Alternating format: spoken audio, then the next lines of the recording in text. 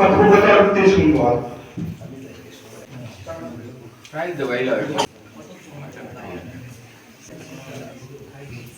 আমি আজকের দ্বিতীয় অধিবেশনের আরেক আকর্ষক হযরত মাওলানা মুফতি আনসার হোসেন কাসেমী সাহেবকে রেশমি রুমাল দিয়ে সম্মান জানাবেন।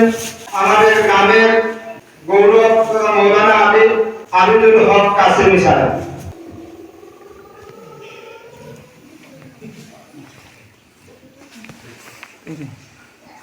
পুরস্কার কিরাত পাঠে প্রথম হয়েছে মিফতাহুর রহমান চৌধুরী। এই পুরস্কারটি তুলে দেবেন আমাদের অতিথি হযরত মাওলানা রুহুল ইসলাম নদভী সাহেব। মিফতাহুর রহমান। গজল পরিবেশনে প্রথম হয়েছে জাহরিনা আক্তার চৌধুরী।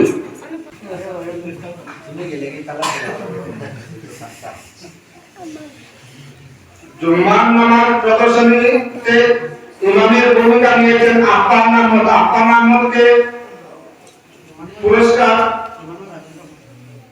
জানাজার নামাজের প্রদর্শনীতে ইমামের ভূমিকা ছিলেন আফফান আহমদ। পুরস্কার তুলে দেবেন আমাদের আরেক আকর্ষক হযরত মাওলানা মুফতি আনসার হোসেন কাসেমী সাহেব।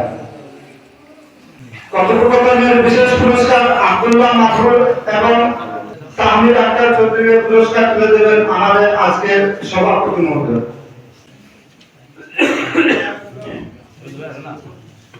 জুম্মার নামাজের প্রদর্শনীতে ইমামের ভূমিকায় ছিলেন হাফিজুর রহমান চৌধুরী। ওনাকে পুরস্কার তুলে দেবেন আমাদের এলাকার বিশিষ্ট শিক্ষক তথা সমাজসেবক সৈয়দ মাস্টার সৈয়দুর রহমান চৌধুরী মহাশয়।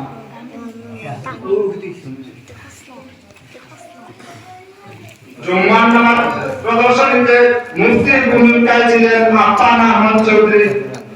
উনাকে পুরস্কার তুলে দেবেন আমাদের মসজিদের ইমাম সাহেব।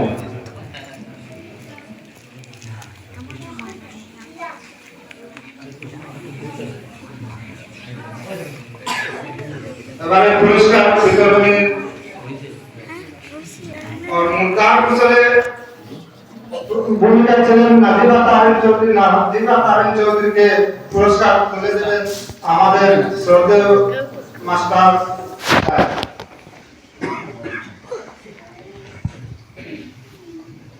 কাপন পরানোর ভূমিকা ছিলেন সুমাইয়া। মুখ্য ভূমিকা ছিলেন সুমাইয়া বেগম। সুমাইয়া বেগমকে পুরস্কার তুলে দেবেন আমাদের মসজিদ পরিচালন সমিতির সভাপতি মহোদয় জনাব আব্দুল আহাদ চৌধুরী সাহেব। ধন্যবাদ আপনাদের মূল্যবান সময় নষ্ট করার জন্য। আমাদের এক অতিথি চলে যাবেন।